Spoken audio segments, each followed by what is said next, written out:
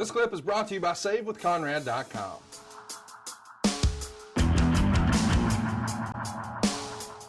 So we move on from the bunkhouse stampede. I want to keep this going chronologically here. In the spring, you find out that payoff you were promised, you told your wife about it, was less than half because of the failure of Starrcade 87 on the pay-per-view.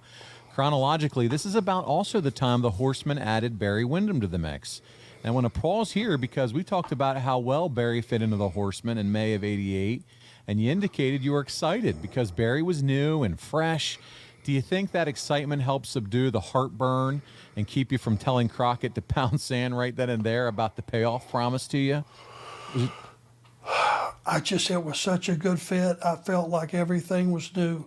Now, in the history of the business, there have always been guys who were in a particular match that were positioned to have a bigger payoff than what they should have gotten.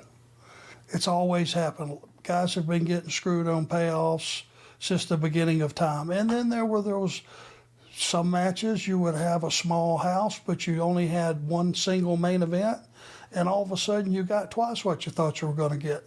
That's just the nature of the business. It really is.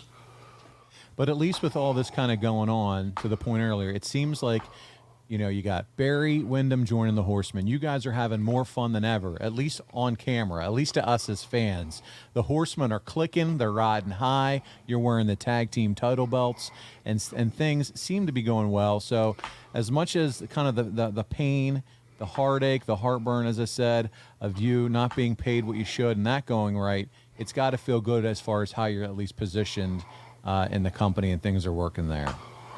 I was looking for a 4 to 6 month run with the Midnight Express. There you go.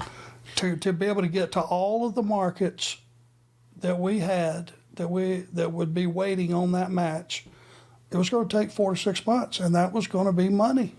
Absolutely. So after Barry joins the Horsemen, all 5 of you ran 45-plus days. We've talked about it, the Great American Bash Tour 88. This tour was held in cities all across the country, but there was a lot of travel, possibly by the private planes. Yes, planes, because by this time Crockett owned two of them in order to deliver the advertised shows.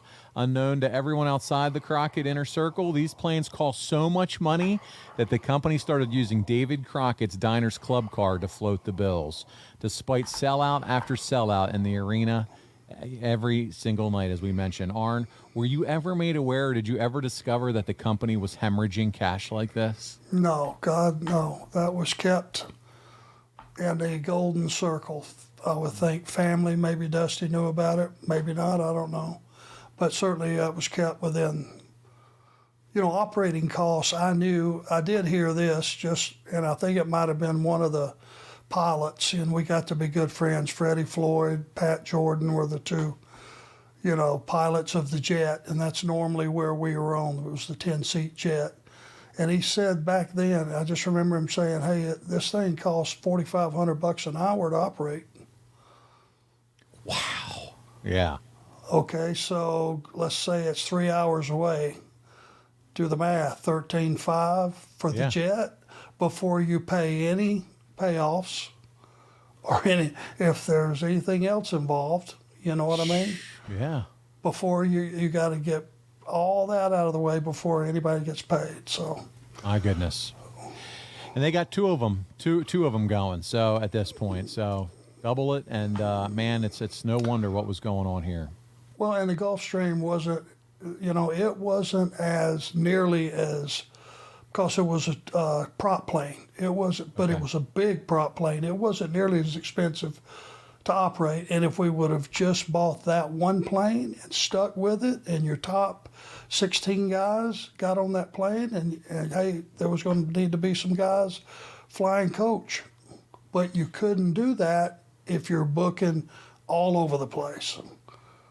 So there was some, the choices of the towns and skipping around. That's two planes hopping around to those towns. Hey, it's Conrad Thompson. Thanks for checking out the podcast here on YouTube. Be sure to hit the subscribe button and the notifications bell so you get a notice anytime we upload some new content. And go save yourself some money right now. If you're in a 30-year loan or you have credit card debt, it's not a matter of if I can save you money. It's a matter of how much. Find out right now for free at SaveWithConrad.com.